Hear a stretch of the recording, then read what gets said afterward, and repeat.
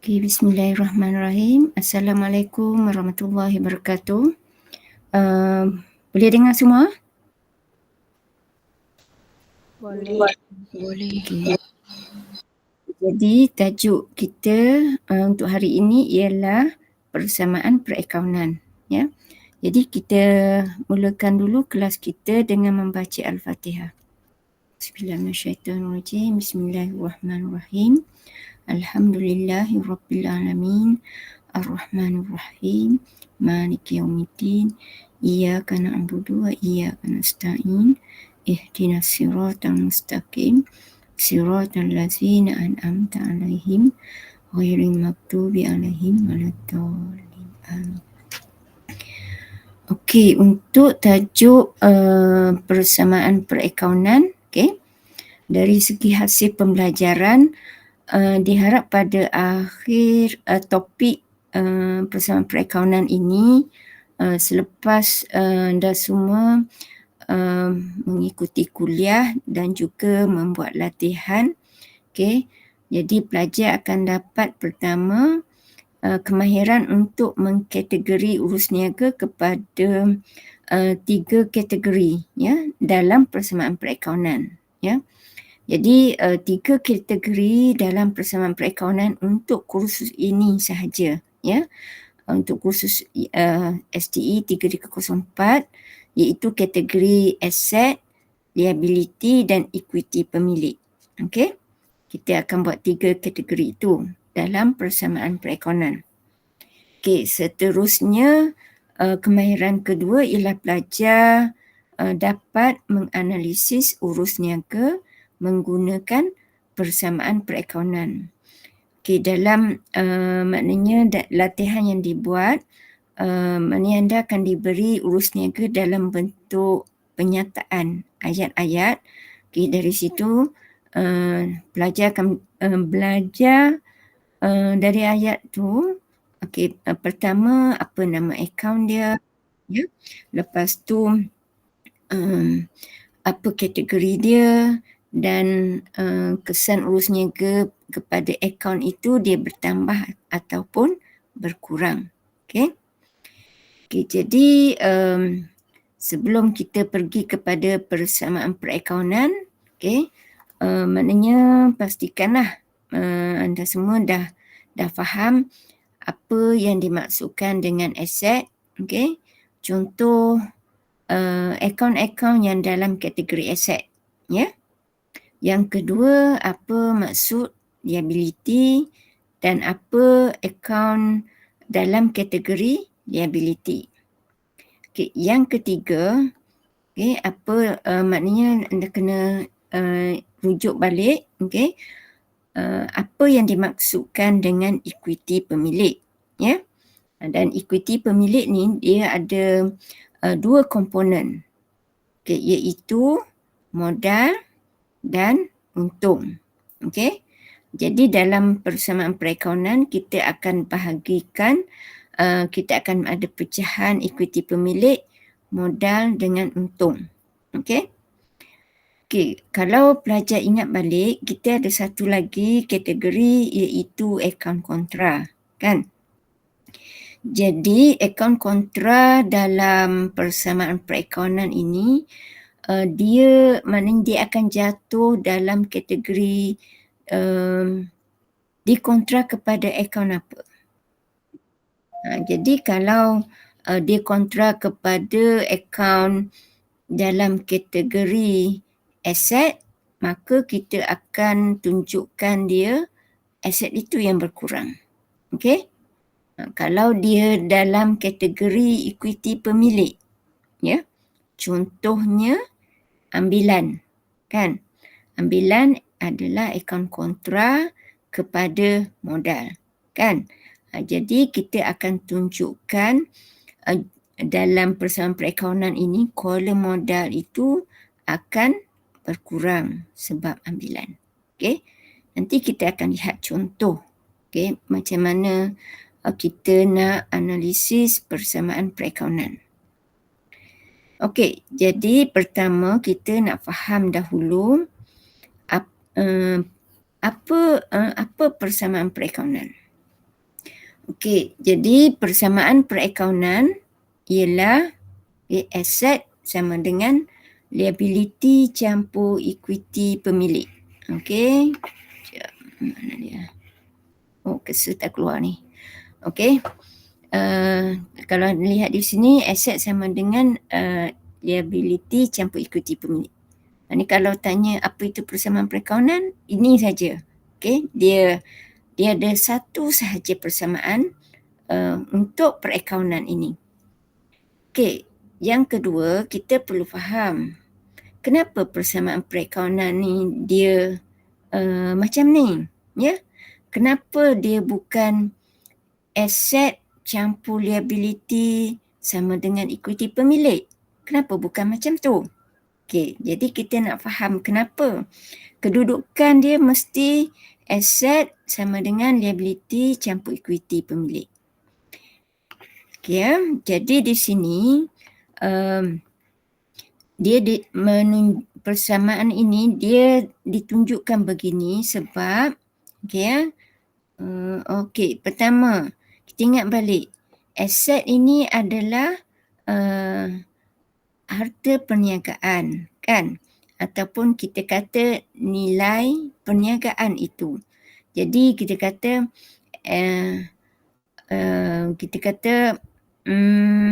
macam mana perniagaan itu dapat setiap aset dia. Okey? Jadi aset ini digambarkan dengan sebagai nilai perniagaan. Jadi macam mana perniagaan tu dapat aset? Ya. Jadi sebab aset ni dia bukan tiba-tiba sahaja ada, ya. Jadi aset ini apa sumber dia? Sumber pembiayaan aset. Jadi sama ada aset ini asalnya mungkin dia dari apa yang aset yang dibawa masuk oleh pemilik, kan? Jadi maknanya contoh kita kata kenderaan, kan? Okey, kalau kenderaan itu dibawa oleh pemilik, ini bermakna kenderaan itu sumber dia adalah dari modal. Dan modal ni bawah equity pemilik. Okey? Itu ataupun katakan perniagaan itu dia ada aset premis, kan? Jadi bagaimana premis itu ada dalam perniagaan tu? Itu dengan cara perniagaan dia beli premis dengan membuat pinjaman, kan? Dibuat perniagaan tu buat pinjaman, dibeli premis. Jadi premis itu dibiayai oleh liability. Okey? Jadi persamaan ini maksudnya aset perniagaan itu dibiayai oleh liability ataupun equity pemilik. Okey? Sebab tu dia kedudukan dia macam ni. Aset sama dengan liability campur equity pemilik. Ini tidak ada aset yang tidak ada sumber pembiayaan ni. Tiba-tiba saja ada. Tidak ada. Kita kata mustahil. Ya, mesti ada sumber dia. Jadi sebab itu persamaan ini mesti sentiasa seimbang. Kalau ada satu aset nilai dia RM2,000, macam mana sumber dia? Adakah dari liability dia beli secara kredit ataupun RM2,000 itu dari modal sumbangan pemilik? Boleh, ya? Okey, itu konsep persamaan perakaunan.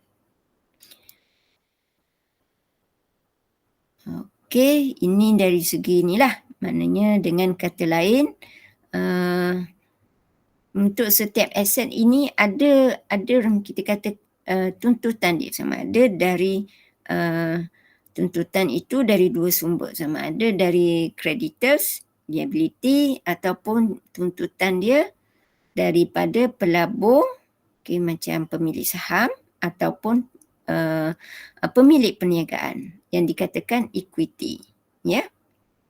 Okey, maknanya nilai aset ni orang kata asalnya dari sama ada dari creditors ataupun daripada investor ataupun pemilik. Okey, contoh dia di sini. Okey, kalau maknanya perniagaan tu nilai keseluruhan aset perniagaan adalah RM500. Okey, apa sumber RM500 ini? Okey, nilai dia. Sama ada di sini contoh dia menunjukkan dari RM500 itu sebenarnya dari liability 200 dan daripada equity ya 300. Okey. Jadi dia mesti sentiasa seimbang. Okey, satu cara lagi maknanya seperti matematik kan, kita boleh pindahkan komponen ini. Tapi menggunakan peraturan matematik lah. Kalau kita nak pindahkan liability ke sebelah aset, jadi aset kena tolak liability akan dapat equity. Ataupun makna persamaan ini, okey, dari aset 500, selepas kita tolak hutang-hutang kita RM200, jadi bahagian equity, bahagian pemilik itu adalah baki dia 300. Sebab itu salah satu definisi apa yang dimaksudkan dengan equity pemilik ialah iaitu nilai aset setelah ditolak liability. Okey ya. Ini adalah konsep umum sebelum kita pergi kepada terperinci.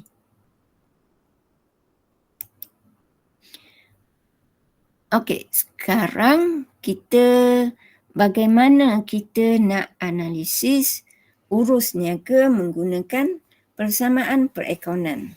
Okey. Jadi mungkin ada pelajar yang dah belajar akaun sama ada semasa tingkatan 4 ataupun semasa matriks ke atau diploma. Mungkin dia ada format lain untuk macam mana nak bentukkan persamaan perakaunan. Okey. Tetapi untuk kursus ini, okey, pelajar perlu ikut format ni lah, ya. Iaitu pertama dia ada kolom tarikh, ya. Kolom pertama. Kalau tak ada maklumat tarikh, maknanya ikut urutan urus niaga tu. Kalau dia buat ABC ke, ya. Okey. Seterusnya kolom aset, ya. Jadi untuk kolom aset ini anda perlu pecahkan mengikut nama akaun dalam aset. Yang ni pun tak perlu ikut urutan ya. Tapi biasa ini saya bagi contoh. Akaun tunai satu kolom, akaun bank satu kolom, ya. Akaun stok ataupun inventory satu kolom, ya. Kalau ada lagi akaun aset yang lain, tambah lagi kolom dia. Bawah aset dan tak perlu ikut urutan. Okey, sekejap ya.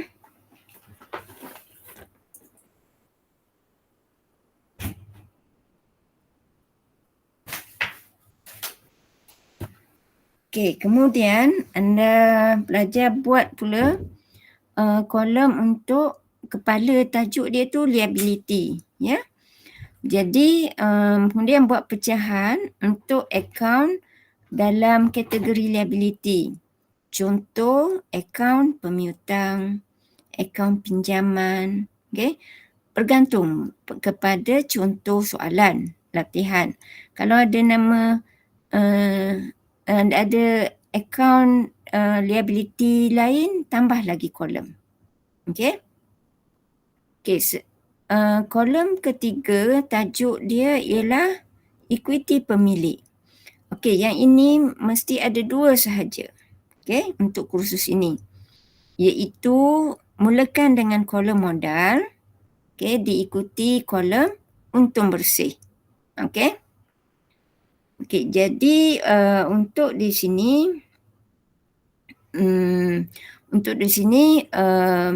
Kalau seperti yang saya nyatakan tadi, maknanya kalau ada akaun kontra, contohnya ambilan, maknanya nanti kita akan tolak modal, bawah kolom modal. Okey, untuk kolom untung bersih ni, maknanya untuk akaun yang dalam kategori hasil dan belanja. Okey. Jadi kalau hasil kita tambahlah. Kalau belanja kita tolak untuk kolom untung bersih ni. Boleh ya? Okey. Ini format yang kita akan guna dalam kursus ini. Ya. Okey, jadi saya ini maklumat nanti saya buat rumusan lah untuk catatan ni ya. Yang ni semua saya akan buat. Kita akan buat latihan. Contoh ya, saya akan tunjukkan di sini contoh soalan 1, okey, diberi kunci kira-kira pada 1 Mac, 31 Mac. Kunci kira-kira ini adalah nama lain untuk penyata kedudukan kewangan. Okey, nama lain.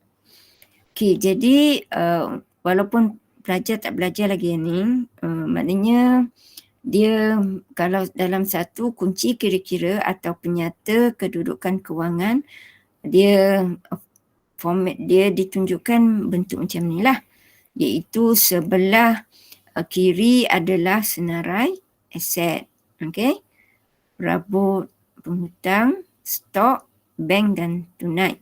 Okey, untuk sebelah kanan kunci kira-kira ini dilaporkan ekuiti pemilik dan liability. Okey, bermula dengan bahagian ekuiti pemilik dahulu, iaitu modal, untung bersih. Kemudian liability untuk soalan ni adalah pemiutang. Okey. Okay. Kemudian diberi urus niaga yang telah berlaku pada bulan April. Okay. Kalau kita lihat kunci kira-kira ataupun penyata kedudukan kewangan ni pada 31 Mac. Okey. Jadi urus niaga ni selepas. Okey. Ni April kan. Ini kunci kira-kira pada awal. Lepas tu diikuti urus niaga dalam bulan April. Okey, jadi sebelum kita pergi kepada urus niaga ni, saya nak buka dahulu apa kata Excel ya. Okey, jadi pertama kita buat format. Tulis kat sini soalan 1. Okey. Ini soalan 1. Okey, kita buat format dia untuk format persamaan perakaunan ya. Okey, pertama kita buat untuk kolom tarikh.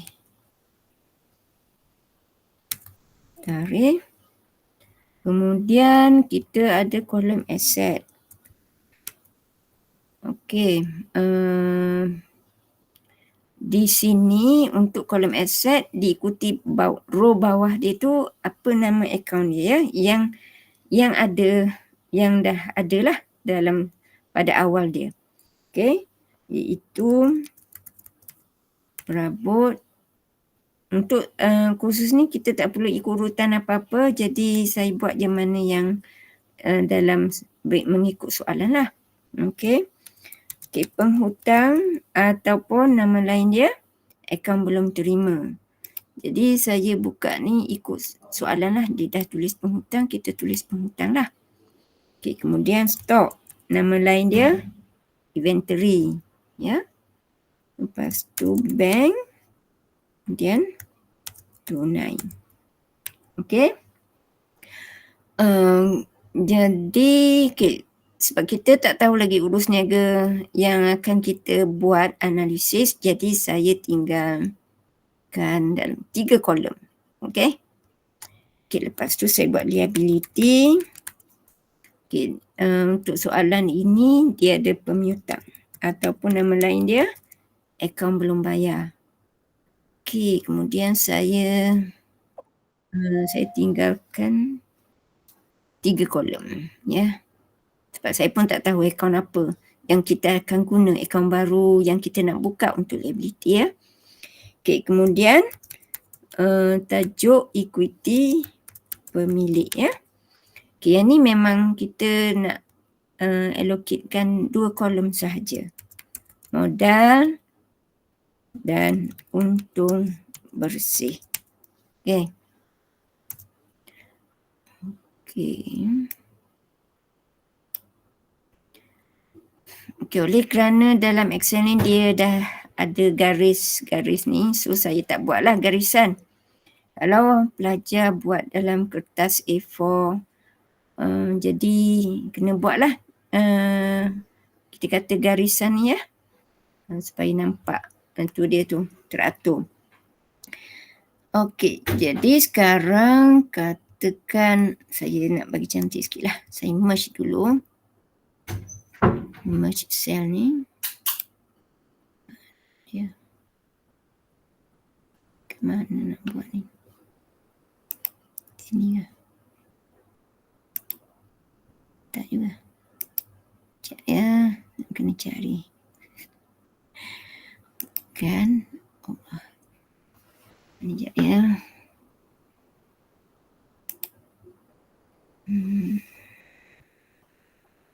Cell.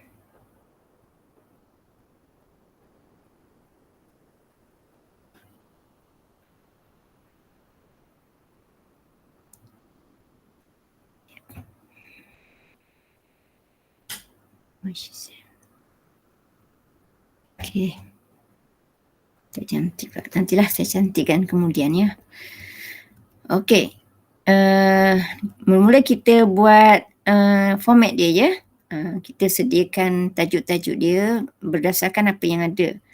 Seterusnya kita isi dahulu maklumat akaun-akaun yang ada untuk kunci berdasarkan kunci kira-kira pada satu Mac. Okey. Okey, jadi kita tulis tarikh dia Mac 31. Perabot 9,600. Okey. Penghutang 12,400. Stok 7,600. Bank 13,200 dan tunai 500. Okey. Kemudian kita isi pemiutang 1440. Modal 36,500 dan untung bersih 5,360. 360. Okey. Bila kita dah isi maklumat 31 Mac, okey, jadi sekarang kita nak isi kita nak analisis urus niaga yang berlaku pada bulan April. Jadi kita akan tulis tarikh dia pertama April 1. Okey. Okay, sekarang kita nak baca dahulu. Saya besarkan dulu ya. Okey, kalau kita lihat sebuah almari yang bernilai 220 dijual dengan harga 150, cek yang diterima dibankkan. Okey,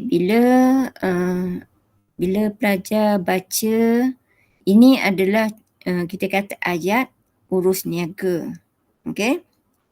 Jadi bila baca urus niaga, okey, pertama kita kena pasti nama akaun yang terlibat, ya. Okey, jadi sekarang kita lihat ya. Oh, saya tak boleh highlight kat sini sebab saya pun kata image ya. Okey, jadi pertama kita lihat almari dijual. Okey, sekarang ni perniagaan jual almari ni dia barang niaga ataupun aset untuk perniagaan itu. Siapa nak cuba jawab? Ada siapa nak jawab? Aset. Okey. Jadi almari ni adalah aset dalam perniagaan. Okey.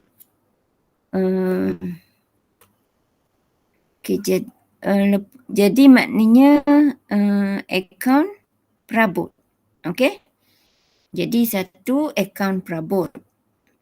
Okey, yang kedua dijual dengan harga 190.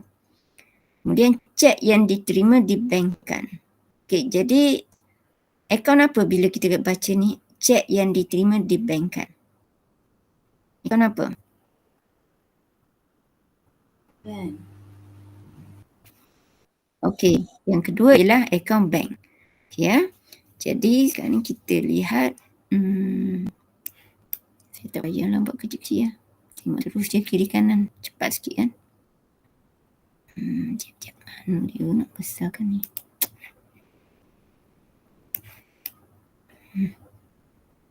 Ya. Okey.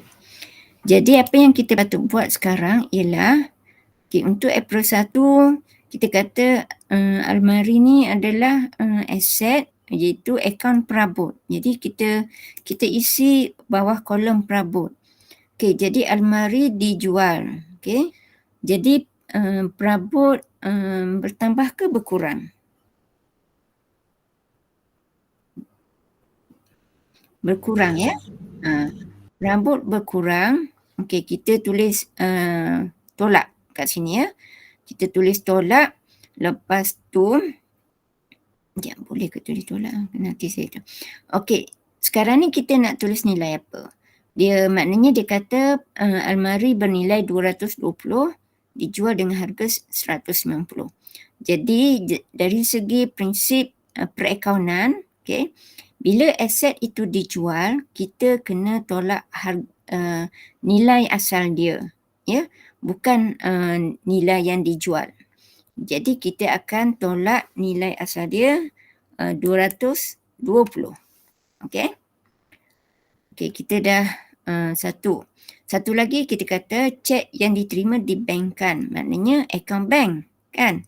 Jadi kita bawa mesti satu baris ya, satu baris dengan tarikh ni. Okey, untuk akaun bank jadi sekarang ni cek yang diterima dibankkan. Maknanya aset bank kita bertambah. Jadi kita bertambah berapa? Maknanya berapa nilai cek tu? Iaitu 190. Okey? Okey, jadi kalau kita lihat di sini, maknanya persamaan ini dia ada 220, 190. Jadi kalau kita nilai aset ni dia adalah berapa? 220. Jadi dia ada negatif 30 kan? Ya, negatif 30. Lepas tu tak ada, maknanya dia persamaan ni mesti seimbang. Jadi mesti ada satu lagi akaun yang kita perlu catat di sini supaya dia seimbang. Okey? Kalau nilai perabot ya, nilai almari kita 220. Kita jual harga 190. Jadi perbezaan dia 30 tu apa? Iaitu rugi ya. Rugi atas jualan almari itu. Okey, jadi rugi atas jualan almari dia jatuh dalam kategori apa? Rugi atas jualan aset, iaitu belanja ya. Jadi bila belanja kita akan tolak bawah untung bersih ya. Sebab dalam untung bersih dia ada dua komponen. Satu hasil, yang kedua ialah belanja. Okey, jadi sekarang ni belanja kita sekarang kita ada belanja iaitu rugi atas jualan almari. Jadi untuk kolom untung bersih, belanja ni akan mengurangkan untung bersih. Jadi kita tulis tolak 30. Okey. Jadi persamaan ni seimbang lah. Sebelah aset negatif 30, sebelah liability campur equity pemilik pun negatif 30. Itu maksud dia seimbang ya. Okey, ada soalan tak? Tak ada ya?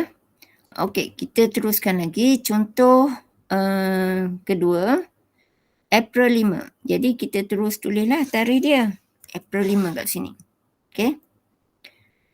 Penghutang telah membayar cek 3,300 dan diskaun tunai 120 diberi. Okey. Jadi untuk yang ni, langkah pertama ialah kena pasti nama akaun. Okey. Penghutang membayar cek 3,300. Maksudnya penghutang ni dia bayar hutang dia. Okey.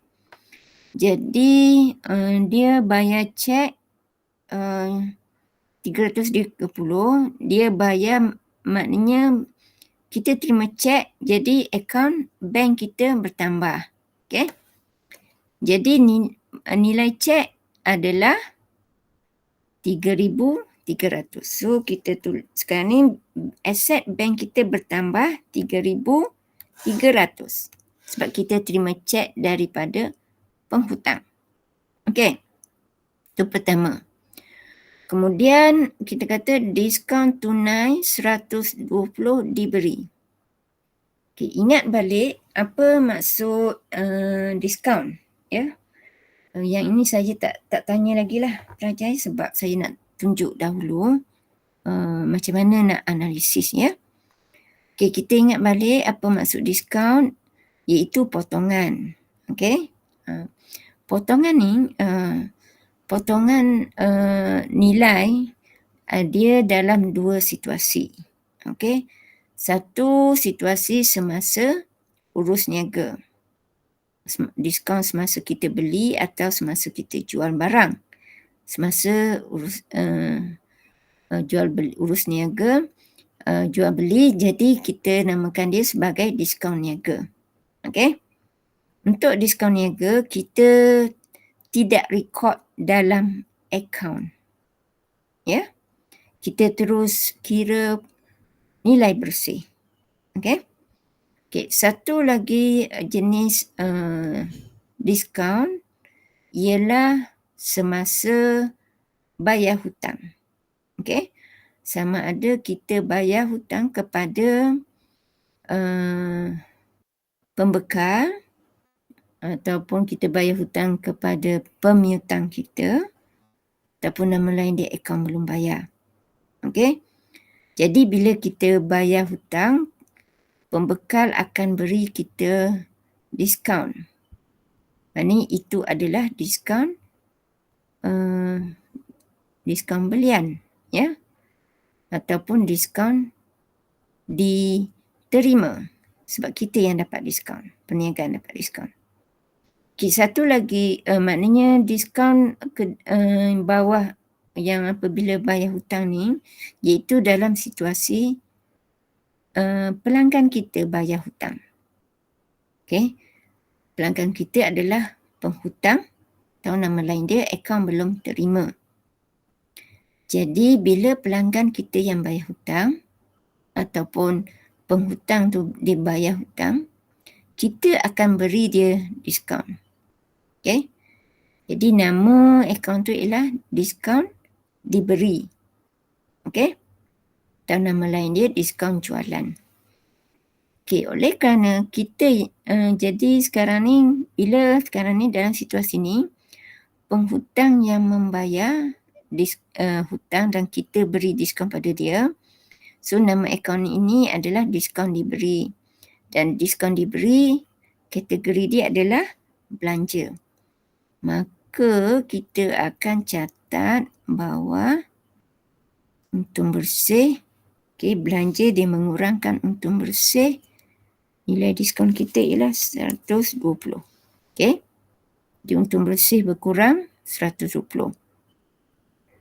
Okey, jadi sekarang apabila penghutang dibayar hutang dan kita beri diskaun, okey, ini dia yang berlaku. Sekarang ni maknanya bila dia bayar berapa jumlah hutang yang kita kena tolak bawah penghutang ni. Okey. Jadi jumlah dia ialah, okey, kalau kita kata kita kira ya, iaitu jumlah yang dia bayar cek 3,300, lepas tu campur dengan diskaun yang kita beri pada dia. Dia tak bayar-bayarlah jumlah tu. Jadi maknanya hutang dia pun masih berkurang, iaitu 120. Kan? Jadi jumlah hutang yang kita tolak dia ialah banyak ni lah. Macam mana nak buat nilai negatif ya? Buat macam ni lah. Oh, salah pula. Oh, okay. Dia tak bagi ni, dia marah. Sekejap ya, kita buat tanda ni dulu. Kalau macam ni, tengok dia keluar tak jadi negatif ya. Oh, tak jadi apa-apa ni. Kita tengok dulu. Sebab saya ni nak tunjukkan dia nilai negatif ni.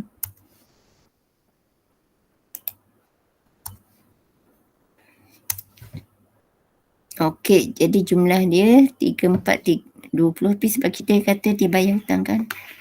Saya nak cuba dulu. Semacam tak boleh je. Tak boleh buat negatif. Jadi saya buat tanda biasa je lah. Tolak 3,420 ya. 3,420. Tapi anda kena faham lah macam mana dapat 3,420 ni. Ya. Okey. Saya nak tanyalah ni. Tanya.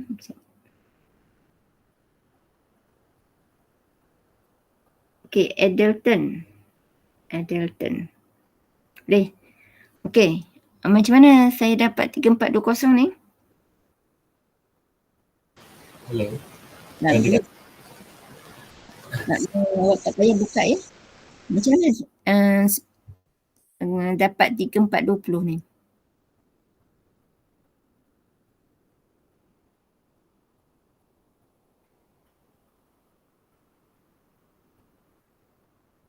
Okey.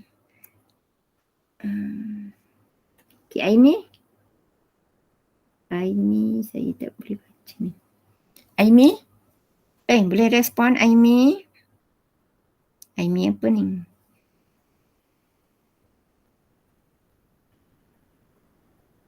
Nanti nak respon. Amira ya? Nur Amira. Okey. Doktor, saya tanya. So, 3,420 tu, dia jumlah sebelum diskaun tunai diberi. Ya. Maknanya, boleh. So, macam mana? Cuba terang. Apa yang faham? Macam mana saya dapat 420 ni? Kenapa 3,420? Dia 3,420 tu sebab yang penghutang tu bayar cek 3,300. Tapi perniagaan tu beri diskaun 120. Maksudnya kalau kita tambah 3,300 tu dengan 120 jadi 3,420. Jadi sebab kita anggap dia bayar hutang, itulah jumlah yang kita tolak dari penghutang tu. Maknanya aset penghutang kita berkurang sebanyak 3,420. Okey. Terima kasih. Okey. Doktor. Ya. Doktor. Sebab dia kata bayar cek kan 3,030 kan. Jadi 3,300. Ya, kenapa dia bukan tolak 120? Manakala dia tambah 120, doktor? Dia macam ni. Sekejap. Ya, macam mana? Sebab dia cakap dia beri diskaun tunai. Diskaun bukan dia tolak ke dari bank itu. Okey, kejap ya. Dia, sekejap ya, saya tunjukkan di sini. Okey, satu kita perlu faham. Sekejap. Sekejap.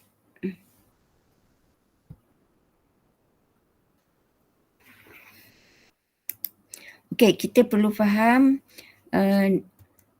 kita maksud dia di sini ialah okey, jumlah hutang. Okey. Jumlah hutang sama dengan jumlah dibayar campur dengan diskaun. Okey. Jadi sekarang ni dia pelanggan tu, penghutang tu dia bayar hutang. Okey. Jadi maknanya di sini dia tak bagi tahu berapa jumlah hutang dia kan. Jadi dia kata dia bayar hutang dengan cek 3,300. Okey. Lepas tu dia kita bagi diskaun. Maknanya kita bagi diskaun. Jadi dia tak payah bayar atas 120 tu. Tapi maknanya kita kata tapi itulah maknanya jumlah hutang yang dia tidak perlu bayar. Sebab kita bagi dia potongan 120. Sebab tu kita campur. Okey. Jadi maknanya kat sini jumlah dibayar campur dengan jumlah yang dia tak perlu bayar sebab kita bagi diskaun, itulah jumlah hutang yang kita akan tolak. Sebab kita anggap dia bayar itulah 3,420. Ibarat dia macam ni, ya, satu lagi. Okey, kawan kita dia berhutang dengan kita RM5. Okey, lepas tu dia bayar RM4. Sepatutnya dia ada baki hutang dia RM1 kan? Lepas tu kita kata tak apalah, bagi diskaun. Tapi dibagi diskaun lah.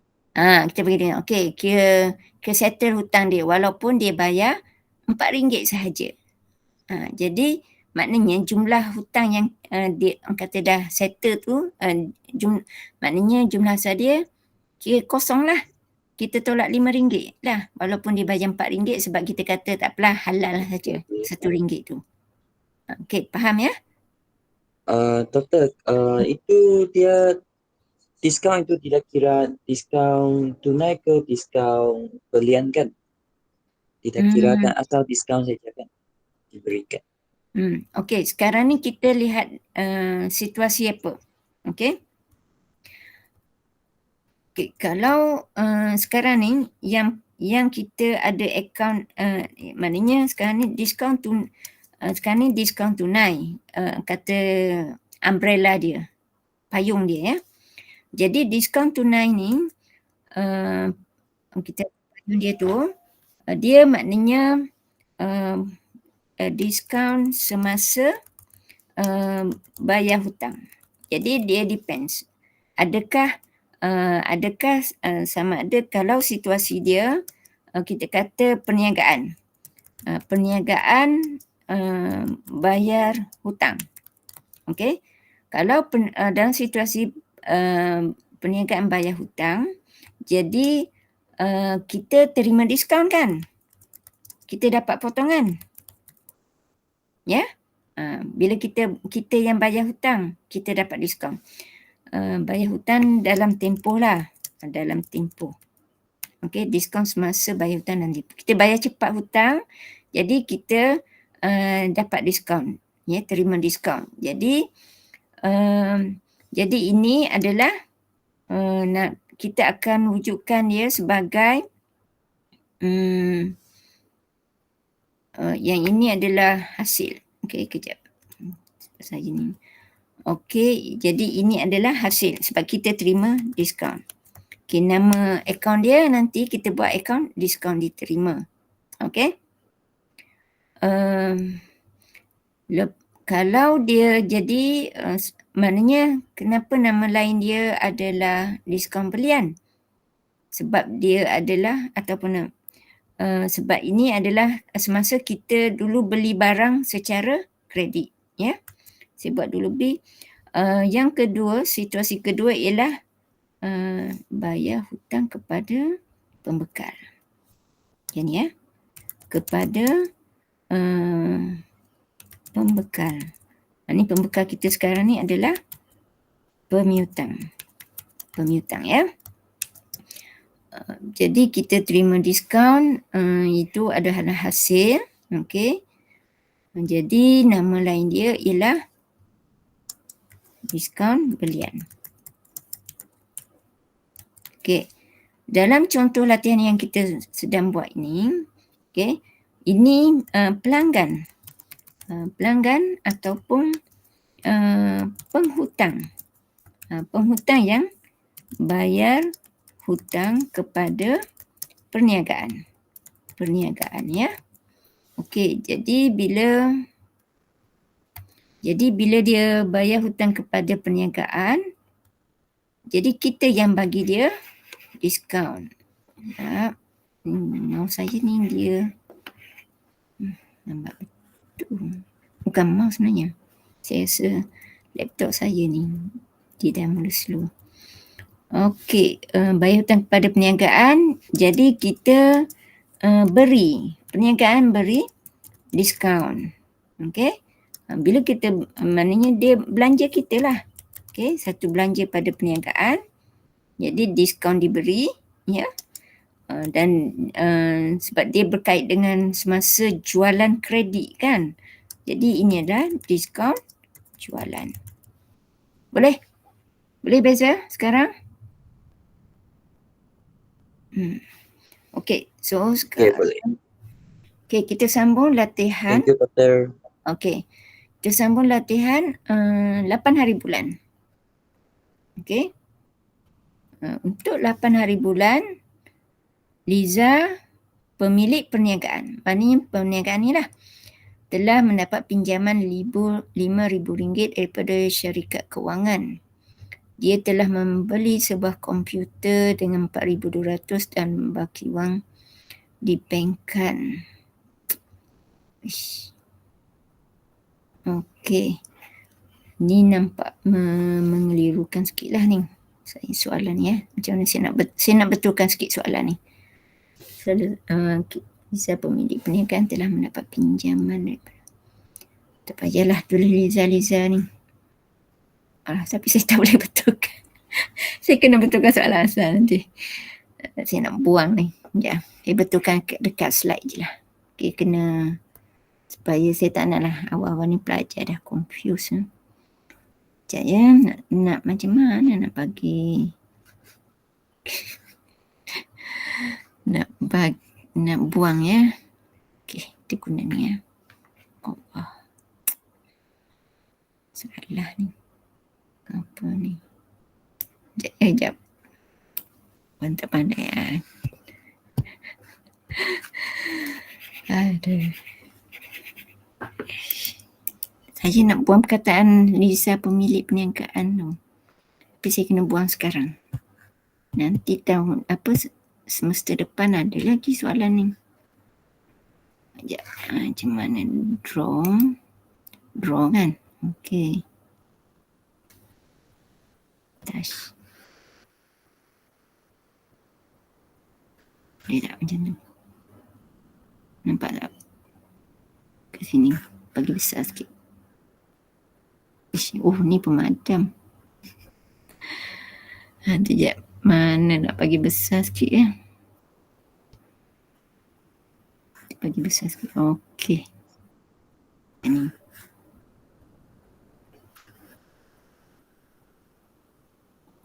Besarnya. Okey, perniagaan saja ya. Okey.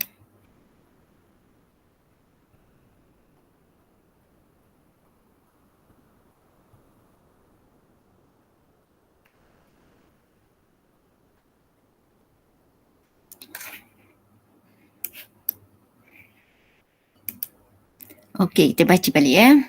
Perniagaan, senang sikit. Sebab dia kalau pemilik perniagaan dia jadi cerita lain pula. Ni ada lagi draw ni. Sekejap ya, nak buang draw. Okey, pemilik perniagaan telah mendapat pinjaman RM5,000 daripada syarikat kewangan. Maknanya mendapat pinjaman dari syarikat kewangan. Akaun apa kita nak catat? Akaun bank. Okay? Pinjaman daripada institusi kewangan. Dia adalah pinjaman. Ya, akaun pinjaman. Okay, kita buat yang tu dulu. Sekarang ni kita ada liability pinjaman. Okay. Jadi liability kita bertambah. Nanti awak ikut row ni ya. Ikut row tarikh. 8 hari bulan. Okey, jadi sekarang ni liability kita bertambah RM5,000. Lepas tu, jadi perniagaan membeli komputer 4,200. Jadi komputer adalah aset. Okey. Aset kita nak tulis apa nama akaun yang sesuai untuk komputer ni? Nak tulis perabot ke? Tak sesuai ya. Jangan tulis komputer bawah perabot. Kita buka satu akaun lain iaitu alatan pejabat. Okey. Jadi iaitu 8 hari bulan alatan pejabat kita bertambah 4,200. 4,200. Lepas tu baki dibankkan. Maknanya kita ada lebihan. Kita buat pinjaman RM5,000. Kita dah bayar untuk komputer RM4,200. Jadi ada baki daripada pinjaman tu kita masukkan ke dalam bank perniagaan. Ya. Jadi bank perniagaan kita bertambah iaitu $5,000 4,200. 4,200. Okay. So ada bank kita bertambah 800. Okay, seterusnya 10 hari bulan. Okay, jualan tunai 550 dibankkan. Kos barang dijual ialah 505. Okay, dengar betul-betul ya. Untuk tajuk persamaan perakaunan sahaja. Bila urus niaga itu adalah jual barang atau beli barang atau pulangkan barang, okey? Ya. Beli barang atau jual barang atau pulangkan barang, kita mesti record dia dalam stok. Okey, untuk tajuk persamaan perakaunan. Okey, jadi kita lihat balik. Jualan, bila dia sebut jualan tunai, dia maksudnya jual barang secara tunai. Okey? Tapi bila dia sebut dibankkan, maknanya bank yang bertambah. Bukan akaun tunai yang bertambah. Okay, ya? Okay, jadi kita baca dahulu. Jualan tunai, maksud dia jualan secara tunai dan dibankkan. Jadi bank kita bertambah sebanyak 550. Okey. Lepas tu dia nyatakan kos barang dijual ialah 505. Maksud kos barang dijual ialah nilai stok yang kita jual. Ya. Jadi bila kita jual, stok kita berkurang pada nilai kos dia. Jadi mana stok berkurang kita tolak kan. Tapi jangan tulis 550 sebab itu harga jualan. Kita kena tolak stok pada nilai stok, nilai kos dia. Itu nilai kos barang dijual 505. Okey. Kita tulis tolak 505. Okey, sekarang ni kita lihat ya. Kita jual 550, kos asal 505. Jadi kita ada untung ataupun kita rugi? Untung. Okey, jadi untung itu, nilai untung itu, okey, kita akan catat dalam kolom untung bersih. Okey. Kolom untung bersih, maknanya kita campurlah. Jadi kita cari perbezaan dia itu 550 nilai jualan tolak kos dia 505. Okey, jadi untung kita untung bersih bertambah 45. Okey ya. Okey, seterusnya kita lihat 14 hari bulan. Tulis tarikh dahulu 14. Okey, membeli barang secara kredit. Okey. Beli barang maknanya dia beli barang niaga. Jadi untuk tajuk persamaan perakaunan, bila beli barang niaga, kita akan catat dalam kolom stok.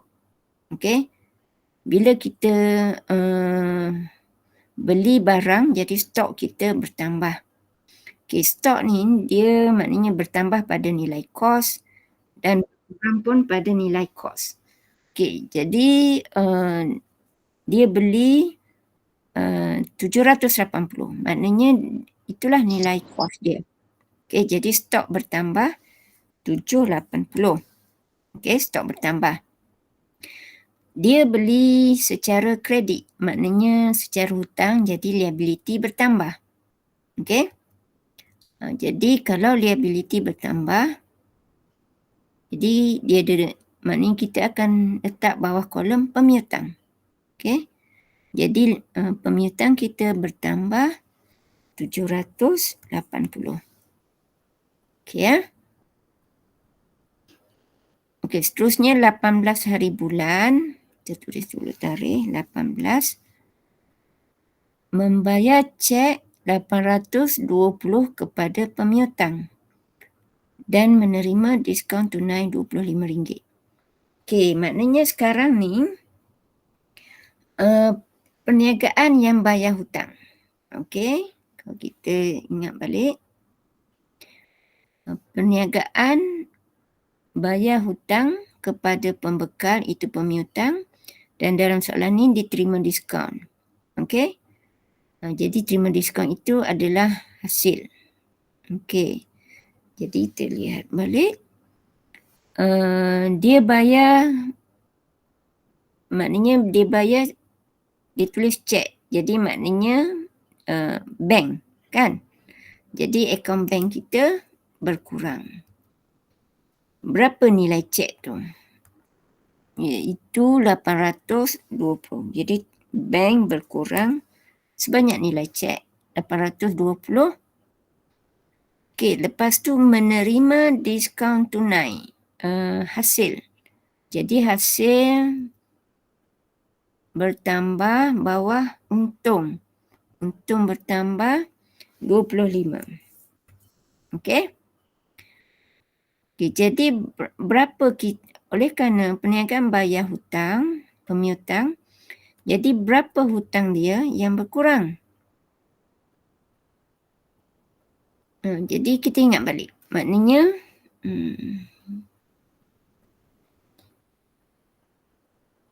okey, kita rujuk balik yang asal ni. Jumlah hutang ialah jumlah dibayar campur diskaun. Okey, jadi dalam contoh ini, jumlah hutang ialah, okey, kita perniagaan bayar berapa? Iaitu mana dia? Tu kan ya. Perniagaan bayar nilai cek kan? 820. Okey, 820. Lepas tu campur dengan diskaun yang kita dapat. Tambah 25 kan? Betul tak? 25. Jadi jumlah hutang yang kita kata selesai, liability kita yang dah settle ialah 845 lah. Jadi kita kata, kita dah bayar 820, kita dapat diskaun 25, jadi liability kita berkurang yang dah settle ya. Iaitu tertolak 845.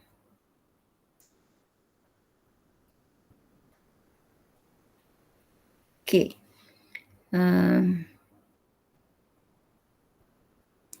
Okey, seterusnya 1821. 18, 21. Okey, membayar belanja runcit dengan tunai. Jadi kita bayar secara tunai, jadi tunai kita berkurang 75. Tolak 75.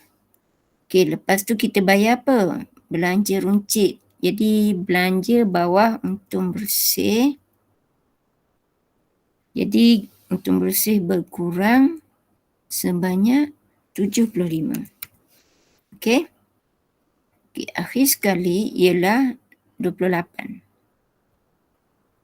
Okey. 28. Okey, Liza ni pemilik perniagaan tadi ya. Saya kena letak pemilik perniagaan. Okey, Liza pemilik perniagaan mengeluarkan cek 255 untuk kegunaan sendiri. Dia keluarkan cek. Jadi bank perniagaan berkurang tolak 255. Okey. Lepas tu untuk kegunaan sendiri.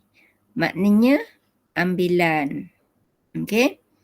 Jadi ambilan dia kategori akaun kontrak. Jadi kita nak tahu dia akaun kontrak kepada akaun modal. Jadi kita untuk persamaan perakaunan kita akan tolak bawah kolom modal. Tolak 255. Okey ya. Okey, sekarang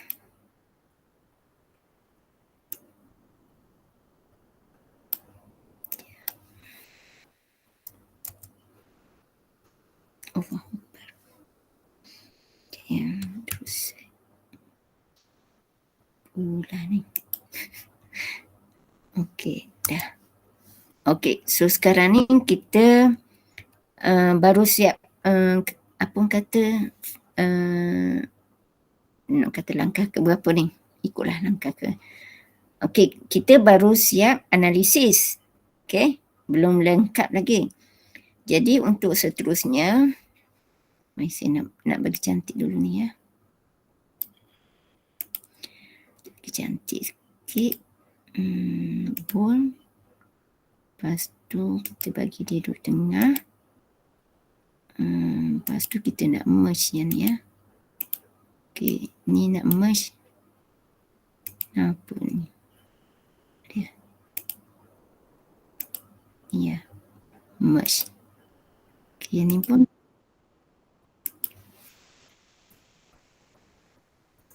Okey, yang ni kita merge juga. Okey. Kita cantiknya.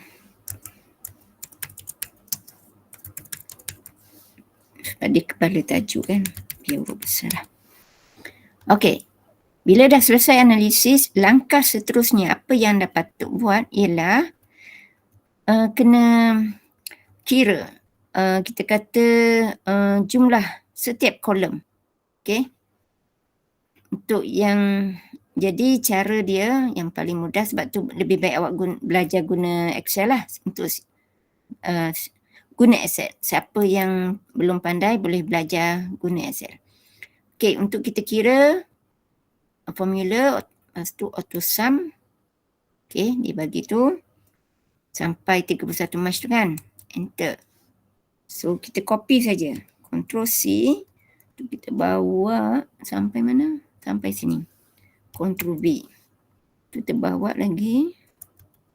Ctrl V. Kita copy formula ya. Ctrl V. Okey, jadi sekarang kita dah kira untuk setiap kolom jumlah. Sekarang ni seterusnya kena tunjukkan jumlah kita kata aset berapa. Jadi bawa dia paling tepi lah. Tepi ni. Lepas tu campurlah. Ini campur.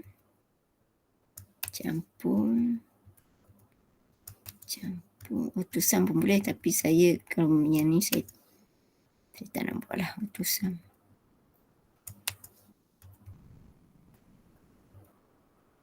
Okey, terdapat jumlah aset.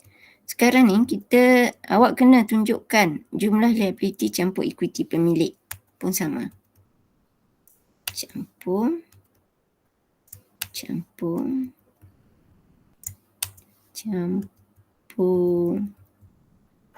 enter. Okey, jadi kalau kita lihat di sini jumlah dia mesti sama. Ya. Sebab tu dia jadi persamaan, ya. Nak ni sikit. Okey.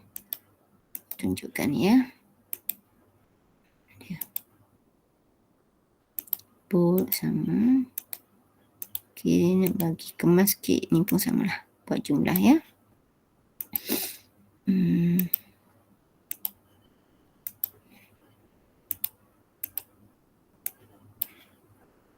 Jumlah.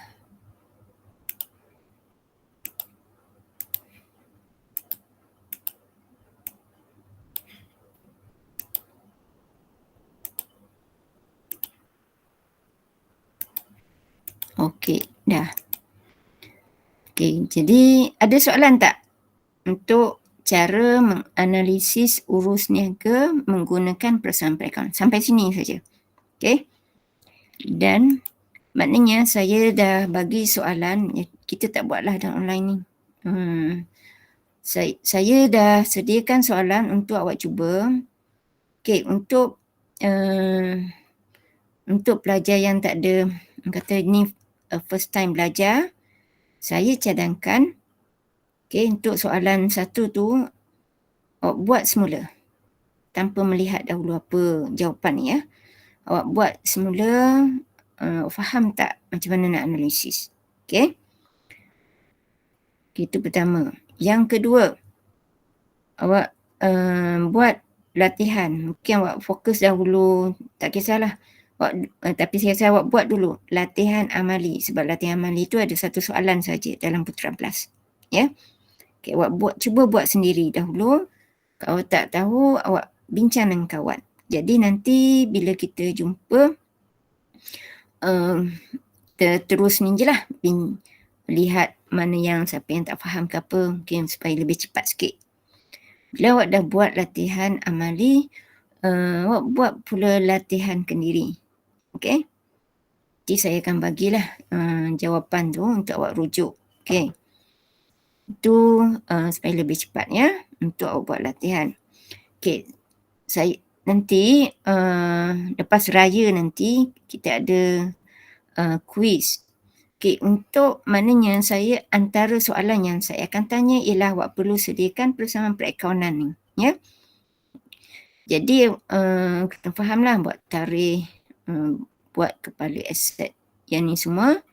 Okey. Jadi cara saya bagi markah ialah saya akan lihat macam ni.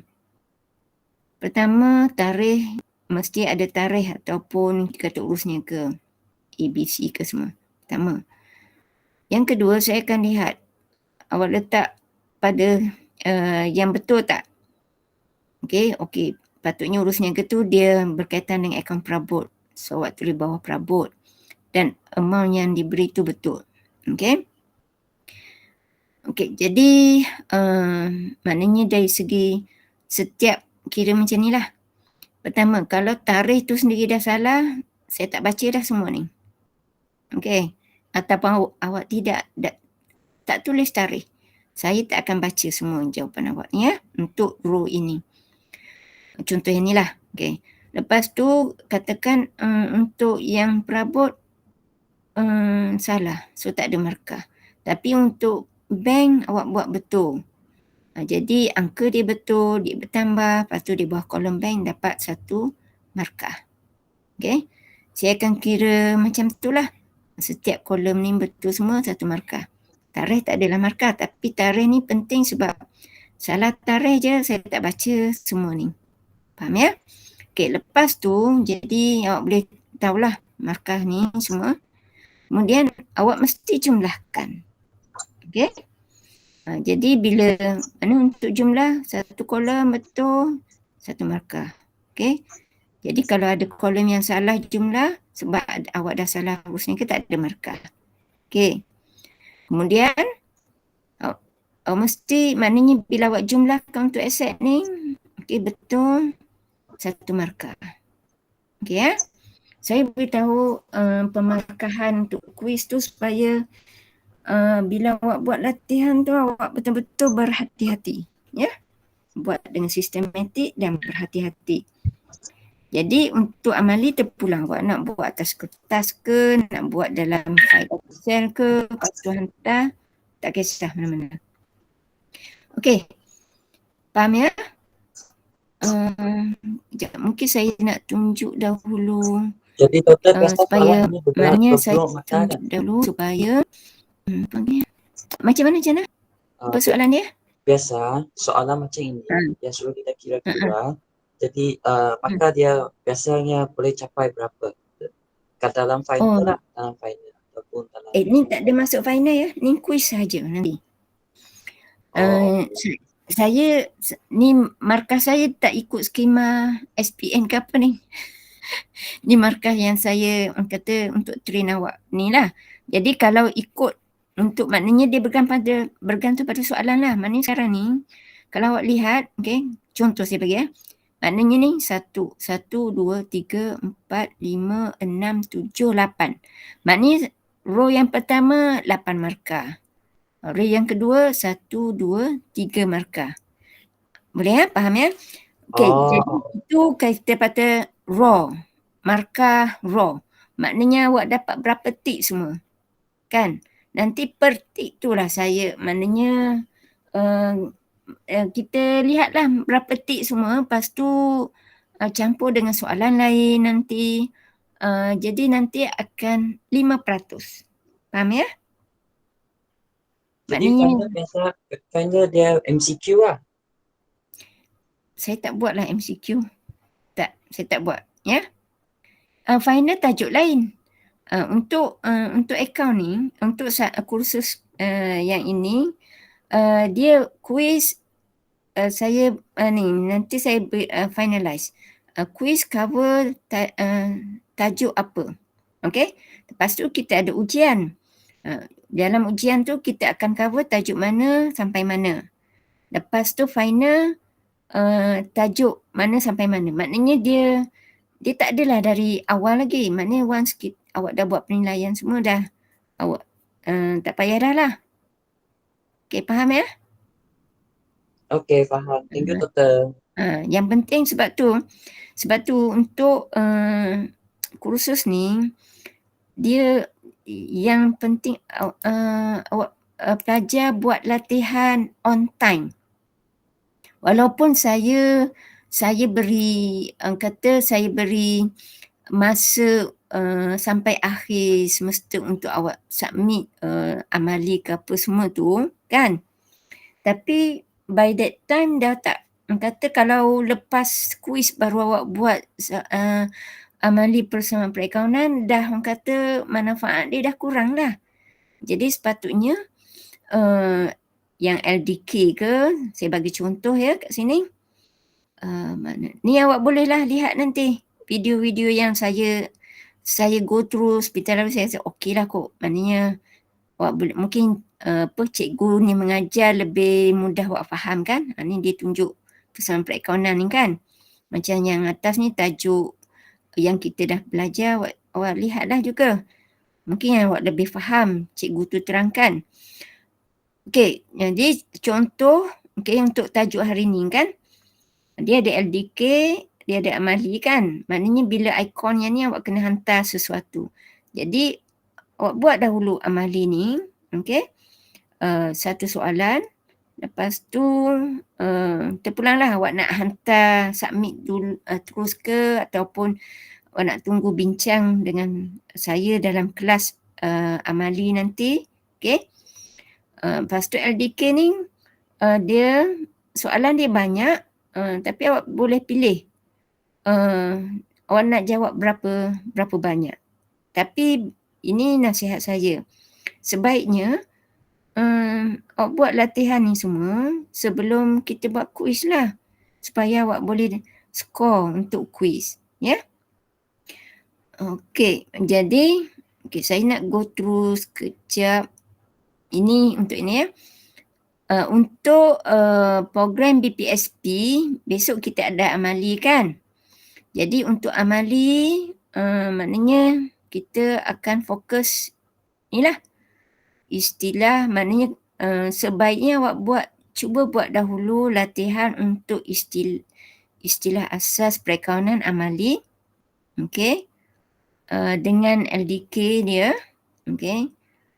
Lepas tu baru kalau awak boleh faham prinsip, awak buat je. Kalau tak, saya akan terangkan sikit baru buat amali dengan LDK ni. Okey?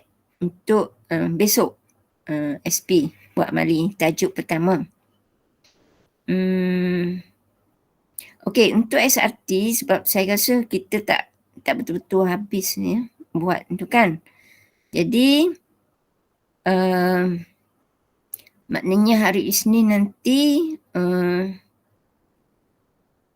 kita akan fokus dahulu persamaan perakaunan, lepas tu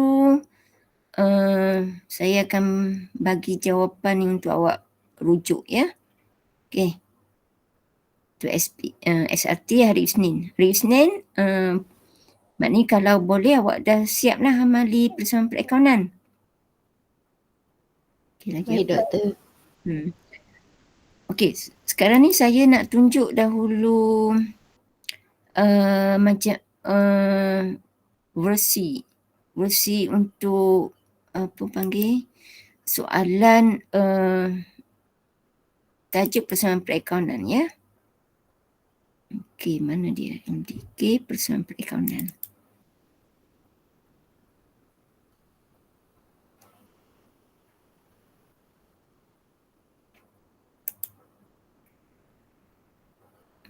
Okey. Soalan 1 yang ni yang kita dah buat. Okey, awak boleh cuba buat semula. Okey. Soalan 2 sama, maknanya awak buat dahulu yang ini. Cuma saya beritahu, lihat ya. Ni ada overdraft bank.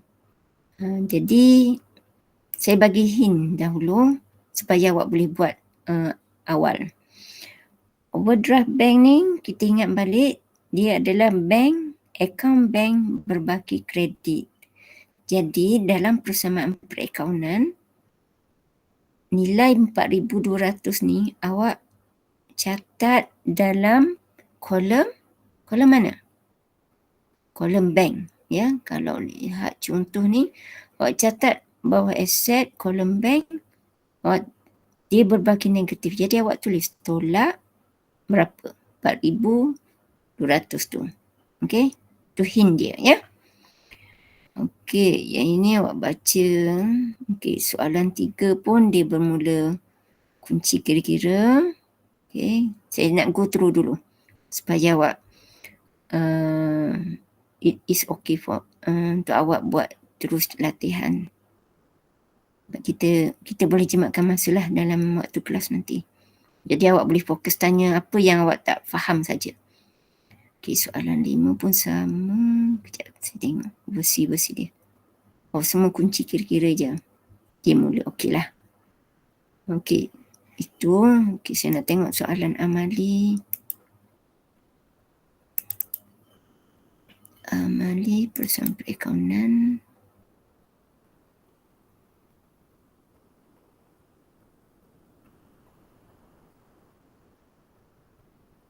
Pemula kunci kira-kira.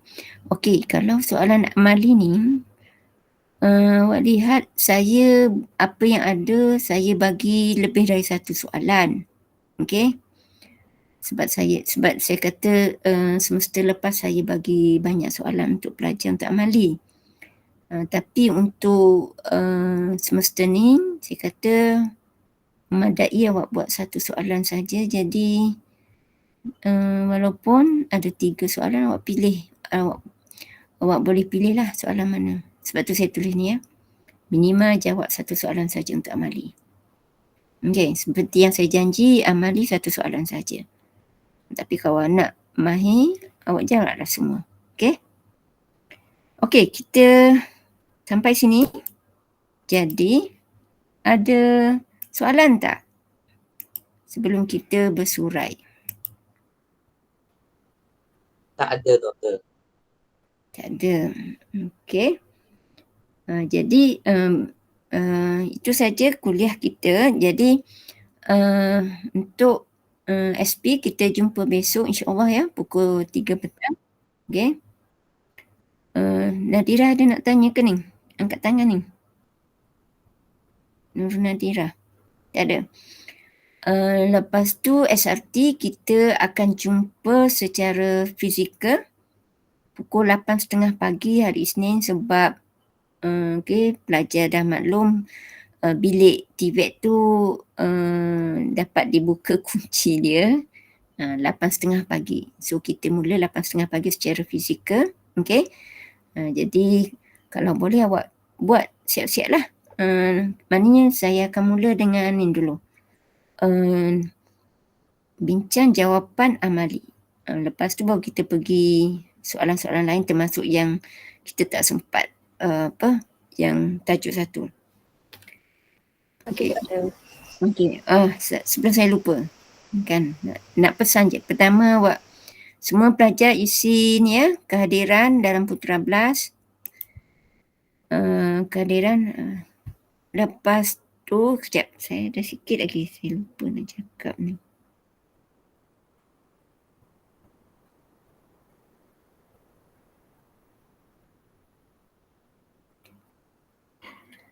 Kenapalah saya lupa. Sekejap ya, saya cuba ingat balik apa saya nak cakap ni. Okey, saya dah ingat dah. Okey, sekarang kita dah untuk pelajar SRT, kiranya awak dah selesai tajuk 1 kan? Jadi saya nasihatkan awak isi refleksi ni. Ya, refleksi untuk tajuk 1 ni. Kalau boleh awak isi sekarang ke atau hari ini. Okey. Itu apa perkara baru yang anda fahami berkaitan tajuk ini, apa perkara yang anda masih kurang faham. Okey. Untuk pelajar SP kalau nak isi sekarang pun boleh. Maknanya sebab kok lah nanti lupa sebab saya buat 31 Mac kan. Okey. Refleksi ni. Okey, kalau tak ada, ya Allah saya tak share je skrinnya. Tak apalah. Ni dan Putra Blast ya. Refleksi dan Putra Blast untuk tajuk 1. Okey. Okey, jadi kita tangguhkan dulu dengan membaca tasbih kifarah dan surah Al-As. Subhanakallahumma wa bihamdika asyhadu an la ilaha anta astaghfiruka wa atubu ilaik. Bismillahirrahmanirrahim. Wal 'asr innal insana lafi khusr illa allazina amanu wa amilus solihat wa tawassaw bil haqq wa tawassaw bis sabr. Assalamualaikum warahmatullahi wabarakatuh. Waalaikumsalam. Terima kasih doktor. Terima kasih doktor. Saya nak request record boleh? Nanti saya saya cuba bagi dahulu dalam grup WhatsApp. Lepas tu kalau tak dapat minta bagi email kat saya. Okay?